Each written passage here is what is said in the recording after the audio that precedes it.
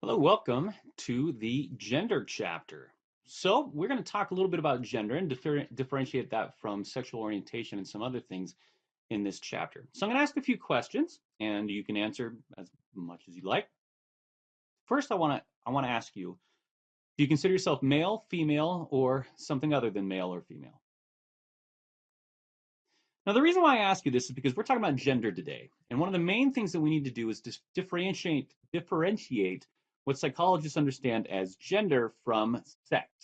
So, for example, when we talk about somebody's sex, we're talking about their physiological characteristics, talking about something like their maleness or femaleness being their presence of a Y chromosome for a male, or genitalia that indicates that you are male or female. It's the physiological state of being male or female. Gender, on the other hand, is an idea of a cultural expression of what is traditionally understood to be masculine or feminine. All right. So sex is physiological. Okay. And gender is a cultural expression of ideas of masculinity or femininity. So let's ask a few more questions as we're going to dive into this. But first, so the first one is, do you consider yourself a man or a woman or something other than a man or a woman? Now, some of you are saying, well, wait a minute, didn't you just barely ask that question? And the answer is no, I didn't. Because when we talk about male or female, generally we consider that to be your sex, right? The physiological difference between being a male or a female, right? Whereas man or woman is generally an idea of a gender expression that we have in our society. Okay, so the distinction would be that you could be born with male characteristics, right? The sex would be male, but then somebody might consider themselves to be a woman, even though they had been born with their sex being male. Might consider their gender to be a woman, for example. Okay. Let's ask some more questions, kind of delve a little bit more into this one. First, I want to make sure that we are clear that we are not talking about sexual orientation here. We've already discussed sexual orientation as part of the sexuality chapter, right? But just to remind you, when we're talking about sexual orientation, we're generally talking about the idea of sexual attraction and to whom you are attracted, right? That idea is based off of these three characteristics: your attraction, right? The amount of attraction you're experiencing, your identity, and your behavior, which may not always coincide with each other, right? Somebody might identify as heterosexual, but experience attraction to both men and women, for example. Okay? All right. Tell me, what do you prefer, football or gymnastics? All right. Now, tell me, are you a good leader?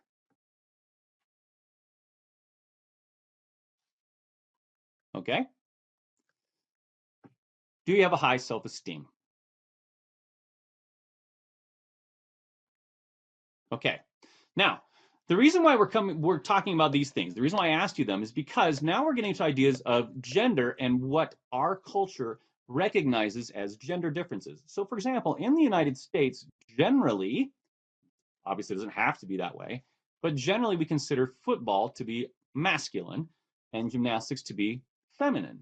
Now you'll see that there's really no law that says that men can only like football and women can only like gymnastics. Obviously, that's not the case for a lot of people. But these are parts of the idea of gender, right? What is constituted masculinity and femininity in the United States. Now, beyond just like a preference for a game, we may also have things like abilities as a leader. So traditionally, a traditional, at least stereotype of gender identity would say that men would be recognized as being good leaders. Okay. Now, whether or not that's true, it's tied up in the schema of what we consider masculine in that particular case. Whereas something like self-esteem really shouldn't have any kind of connotation, whether you're male or female, right? Whether you consider yourself a man or a woman, more specifically. there's a lot of things that are tied up with what we understand to be masculine or feminine, right? What traditionally at least would be considered something a man would do compared to what a woman would do. So we needed to go through the difference between lesbian, gay, bisexual, transgender, queer, intersex, and asexual. We need to talk about what those differences are and how they map onto either sexual orientation or gender identity. Now, lesbian, gay, and bisexual refer to sexual orientations. Sexual orientations are separate from ideas of gender identity. So somebody might consider themselves to be a man or a woman, right? That would be a gender identity. That's different from that person's attraction or identity as being attracted to one sex, the other, or both, or neither, right? So, for example, when we define lesbian, we're talking about women who are attracted to women. Gay, generally we're talking about men who are attracted to other men. Bisexual is someone who is attracted to both men and women. Now, somebody can be transgender and be either lesbian, gay, bisexual, heterosexual, or some other form of sexual orientation, which is because the idea of gender identity is quite different. So, transgender means that somebody is born generally born with a certain sex, right? So, for example, born male. That is, they're born with a Y chromosome, perhaps with a penis, for example, but considers themselves to be a woman. All right? That person, besides their gender identity, will also have a sexual orientation. So someone may have transitioned from being male to being a woman, right?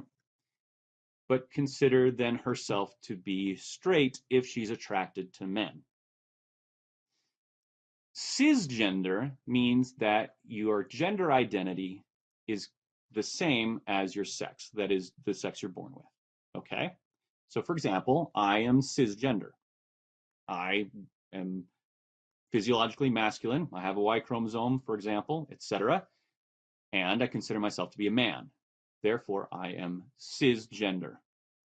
I'm also heterosexual, meaning I'm attracted to women, right? Okay, now, when somebody's gender identity, I need to make sure that we're totally clear on this. Gender identity is separate from this idea of whether or not you're lesbian, gay, bisexual. So whether somebody is transgender or cisgender, if they are attracted to someone, so if a man is attracted to another man, that would be he would consider himself to be gay generally, right? If a woman is attracted to another woman, she'd consider herself to be lesbian. Okay, that really doesn't. And according to these definitions, we're not distinguishing whether or not he or she was born with that initial sex. Queer and questioning means that of these, some people don't identify as any of these, right? As either lesbian, gay, bisexual. So they might be queer in terms of their sexual orientation. You could also be genderqueer, which would mean that you don't feel like you fit within either the genders man or woman. So sometimes people refer to themselves as non-binary, etc. But genderqueer might say, hey, I feel like I am a gender that is other than man or woman. Okay? Or maybe they have a sexual orientation they feel doesn't fit with lesbian, gay, bisexual, or heterosexual, for example. Sometimes Q is used to mean somebody was questioning their gender, questioning their orientation, etc. Intersex means that sometimes people are born with one sex, right? And that sex may not be totally clear as to what sex that is, whether it's male or female. Sometimes that means somebody might be born with more than one, so genitalia from one sex, but hormonally a different sex, or multiple aspects of genitalia, or none, right? And that could make that person be intersex. Notice the term sex in that case. Asexual generally means that somebody really does not experience sexual arousal towards anyone. Sometimes A also stands for allies, meaning somebody who's an ally of people who are lesbian, gay, bisexual, transgender, queer, or intersex, etc. Okay, so gender and what we're terming gender can be quite different from ideas of sexual orientation, even though they are related. Okay, so when you hear people discuss these different terms, that's where they come from. Let's talk about ideas of demographics. Now, we've already discussed this a little bit when we talked about the sexuality chapter. I'm going to go ahead and show you some information from the Williams Institute, which is a UCLA, it's part of the UCLA Law School, if I'm not mistaken, but they are a think tank that advocates for lesbian, gay, bisexual, and transgender policies, etc. So let me pull this up. Here we go. Okay. So here's what we're looking at. This is information from July of 2020. So the Williams Institute regularly does research in terms of the prevalence of people who identify as lesbian, gay, bisexual, and transgender. And here's some information from 2020 about these totals. There's a few things that we're going to note. So first, their estimate is that 4.5% of the United States identifies as lesbian, gay, bisexual, transgender, for example, right? The total, this is again an estimate for the United States, would be 11,343,000. So that would be for everyone who identifies as lesbian, gay, bisexual, and or transgender. Now you'll notice that when we're talking about gender here, of those, about 1,397,000, so about 1,400,000 people would be identified as transgender. Now, this is not a census, so we don't know if that's the actual number of people, but based off of this is a research done through the Pew Research Center. That is what they would estimate. Okay. Now you'll notice that of these, they then delineate people who are transgender as straight or lesbian, gay, bisexual. Now, in this particular case, they allowed people to identify themselves as transgender or as cisgender. There's cisgender right there. Okay, transgender or cisgender. And then they, at a separate question, asked if they were lesbian, gay, or bisexual.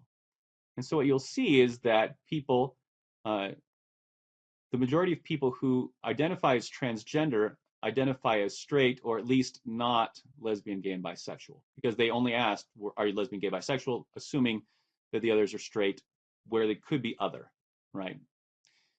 That means that these would be, for example, somebody who is transgender straight, perhaps is somebody who was born with the sex of male, transitioned their gender, meaning they identify as a woman, and they'd be attracted to men. Okay, that would be somebody who's transgender and straight. All right. So of the population of the United States, you'll notice that transgender is going to be quite a small portion of the population of the United States in total, depending on how you're looking at these data, right?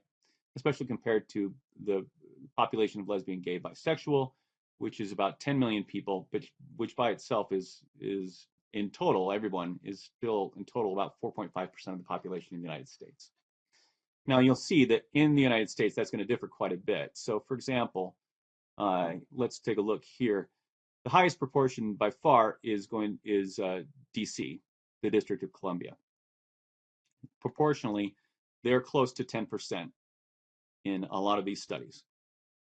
And then other places range, right? There's a range depending, on what locality you happen to be in. Okay? So these are a wide range of different percentages that you'll see throughout the United States. Colorado, for example, is about 4.6%, very similar to the population of the United States in terms of its proportions. All right. So as we're looking at those, it's important for us to understand the distinction between lesbian, gay, bisexual, transgender, intersex, asexual, and what those mean. Specifically, the difference between gender and sexual orientation. Another thing that's important is that gender actually goes beyond the idea of your self-identity and what we as a culture identify as masculine or feminine, like we saw with do you prefer football or gymnastics. Traditional attributes that we often ascribe to masculinity. So for example, good leader, aggressive, assertive, that kind of thing. Those traditionally have been ascribed to men in the United States, right? Instead of calling those masculine traits, it's probably more effective, and a lot of psychologists prefer to call those instrumental traits. They're not necessary as part of being a man, for example. And then other traits that are stereotypically for women, things like being nurturing, caring, that kind of stuff, we call those expressive traits. So interracially, when we're talking about how you interact with other people, right? If somebody is aggressive and assertive, etc., we might traditionally call them masculine, but it's probably more proper to call them instrumental, because it doesn't matter if you're a man or a woman, you can still be assertive, right? Conversely, if somebody is nurturing, caring, etc., then we would probably more appropriately call them expressive in their traits. It is true that in the United States, in general, men are more instrumental than women, and women are more expressive than men. That is true in the United States. But whether or not that's caused by somebody's sex or by what we expect out of them is hard to distinguish based off of a long history of what we consider to be masculine or feminine. Another thing that you should note is that that people identify even ideas of sexual orientation quite differently depending on what you might say or do, for example, right? So what I'm getting at is how you express your sexuality might be more complicated than just the idea of who you're sexually attracted to. As we saw, behavior and identity are an important part of those things. Sometimes these are very much combined with your cultural understanding. So for example, your religious beliefs might very much dictate your ideas of what is or is not appropriate in terms of sexual orientation, but also in terms of gender identity as well. Whereas other changes in culture may have other effects on the way people understand sexual orientation and identity. One thing that you should also note is that there is ideas of sexual and gender fluidity.